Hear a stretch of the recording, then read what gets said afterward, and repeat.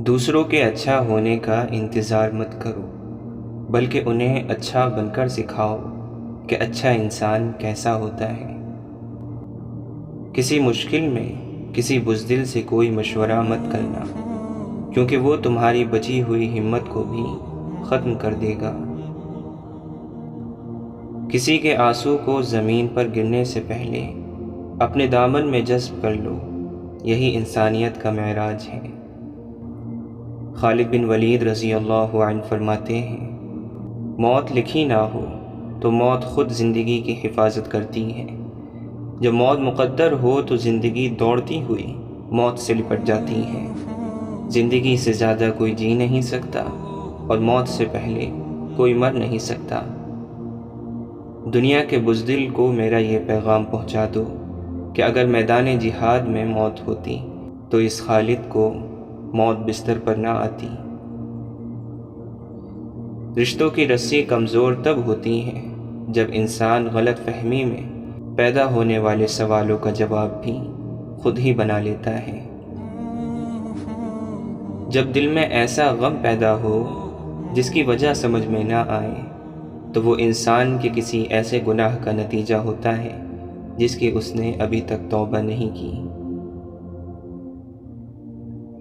اگر کوئی تجھے برا کہہ دے اور تجھے غصہ آ جائے تو سمجھ لے کہ تو واقعی برا ہے۔ انا پرست انسان کھوکھلی عمارت کی طرح ہوتا ہے۔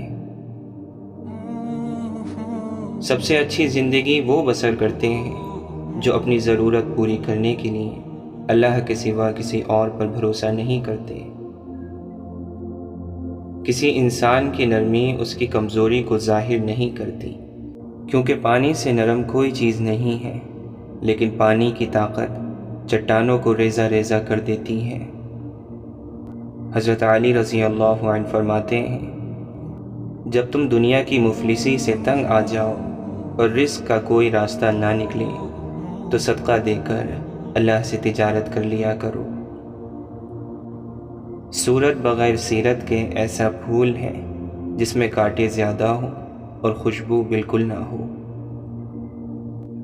جب آنکھیں نفس کی پسندیدہ چیزیں دیکھنے لگیں تو دل انجام سے اندھا ہو جاتا ہے۔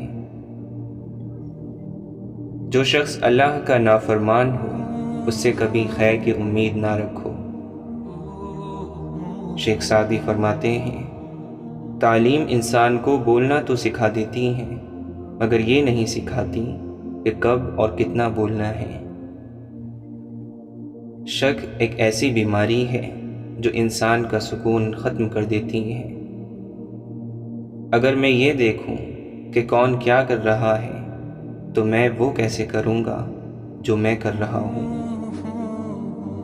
جب میرا دل میری سوچ کی نفی کرتا ہے اور میں وہ کرتے کرتے رک جاتا ہوں جو سوچا تھا تو احساس ہوتا ہے کہ یہ دل دماغ سے کتنا زیادہ طاقتور ہے۔ وہ ایک انگلی جو مشکل وقت میں آپ کے آنسو پوچھتی ہے ان 10 انگلیوں سے بہتر ہے جو آپ کی کامیابی پر تالیاں بجاتی ہیں۔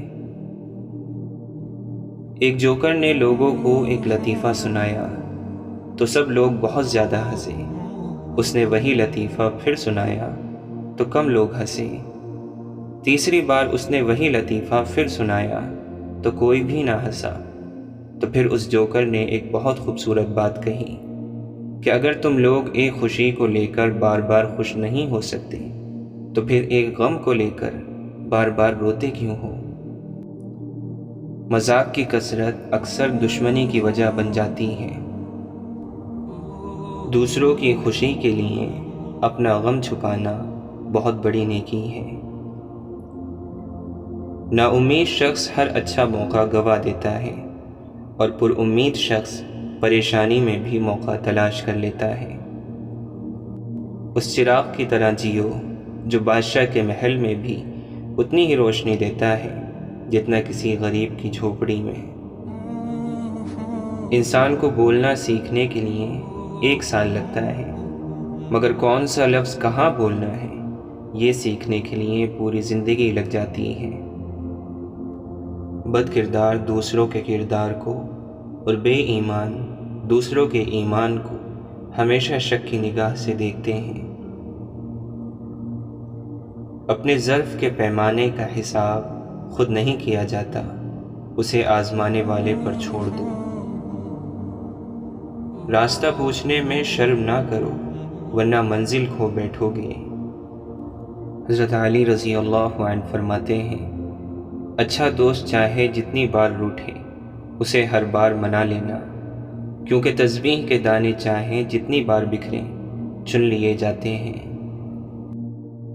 انسان کا اپنے دشمن سے انتقام کا سب سے اچھا طریقہ یہ ہے کہ وہ اپنی خوبیوں میں اضافہ کرے۔ خاموش انسان میں سوچنے کی صلاحیت زیادہ ہوتی ہے۔ سائل کو خالی نہ لوٹاؤ، کیونکہ یہ اللہ کا تم پر کرم ہے کہ اپنی مخلوق کو تمہارے دروازے پر بھیجتا ہے۔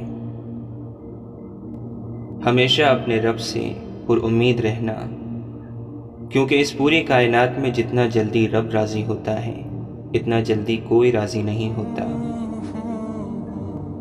اچھے مقصد کے لیے محنت کرنا ہی کامیابی ہے، چاہے مقصد میں ناکام ہو جائیں۔ خوش نصیب وہ ہے جو اپنے نصیب پر خوش رہے۔ حضرت علی رضی اللہ عنہ نے فرمایا، جاہلوں کی بات گندگی پر اگے ہوئے سبزے کی طرح ہے۔ ایسا شخص جو اس سبزے پر بیٹھا دراصل نجاست پر بیٹھا، اسے اپنے آپ کو پاک کرنا چاہیے۔ واصف علی واصف فرماتے ہیں، آپ کا اصل ساتھی اور آپ کا صحیح تشخص آپ کے اندر کا انسان ہے۔ اسی نے عبادت کرنا ہے اور اسی نے بغاوت۔ وہی دنیا والا بنتا ہے اور وہی آخرت والا۔ اسی اندر کے انسان نے آپ کو جزا و سزا کا مستحق بنانا ہے۔ فیصلہ آپ کے ہاتھ میں ہے۔ آپ کا باطن ہی آپ کا بہترین دوست ہے اور وہی بدترین دشمن۔ آپ خود ہی اپنے لیے دشواری سفر ہو اور خود ہی خوبصورت منزل۔ باطن محفوظ ہو گیا تو ظاہر بھی محفوظ ہوگا۔ برائی کی مثال ایسی ہے جیسے پہاڑ سے نیچے اترنا، کہ ایک قدم اٹھاؤ تو باقی خود اٹھتے چلے جاتے ہیں، جبکہ اچھائی کی مثال ایسی ہے جیسے پہاڑ پر چڑھنا، کہ ہر قدم پچھلے قدم سے زیادہ مشکل مگر ہر قدم پر بلندی ملتی ہے۔ حضرت علی رضی اللہ عنہ فرماتے ہیں، باوجود قدرت پانے کے لوگوں کے گناہوں سے درگزر اور دولت کے ہوتے ہوئے ان کے ساتھ احسان کرو۔ اس طرح کرنے سے تمہیں پورے طور پر سرداری مل جائے گی۔ جب تمہارے نفس کے اوپر تمہارا تسلط قائم ہو جائے تو عام لوگ تمہارے انصاف کی وجہ سے تمہاری طرف کھینچے چلے آئیں گے۔ اللہ تعالیٰ قرآن مجید میں فرماتا ہے، خبیث اور پاکیزہ برابر نہیں ہو سکتے، چاہے خبیث کی کثرت اچھی ہی کیوں نہ لگے۔ اے عقل والو، اللہ سے ڈرتے رہو، شاید کہ تم اس طرح کامیاب ہو جاؤ۔ اللہ کے نبی صلی اللہ علیہ وسلم نے فرمایا، قیامت کا عدل روپیوں پیسوں سے قائم نہیں ہوگا، بلکہ نیکیوں اور گناہوں سے قائم ہوگا۔ جو نیکیاں تم بچا کر لائے ہو، اللہ تعالیٰ وہ نیکیاں تم سے چھین لے گا، اور جن پر تم نے ظلم کیا ہے ان کو دے دے گا۔ کسی کے ساتھ احسان کرنا گویا اس کو غلام بنا لینا ہے، لیکن غلام بنانے کے لیے نہیں، اللہ کی رضا کے لیے احسان کرنا چاہیے۔ اللہ کے نبی صلی اللہ علیہ وسلم نے فرمایا، جب عورت 5 وقت کی نماز پڑھتی رہے اور اپنی عزت کی حفاظت کرتی رہے اور اپنے شوہر کی فرما برداری کرتی رہے تو وہ جنت کے جس دروازے سے چاہے داخل ہو جائے۔ بندہ گندے برتن میں دودھ نہیں ڈالتا تو اللہ گندے دل میں نور کیسے ڈال دے۔ آپ صلی اللہ علیہ وسلم نے فرمایا، 7 طرح کے لوگ ہوں گے جن کو اللہ اس دن اپنے سائے میں جگہ دے گا جس دن اس کے سائے کے سوا اور کوئی سایہ نہ ہوگا۔ ان میں ایک شخص وہ ہے جس نے تنہائی میں اللہ کو یاد کیا اور بے ساختہ اس کی آنکھوں سے آنسو جاری ہو گئے۔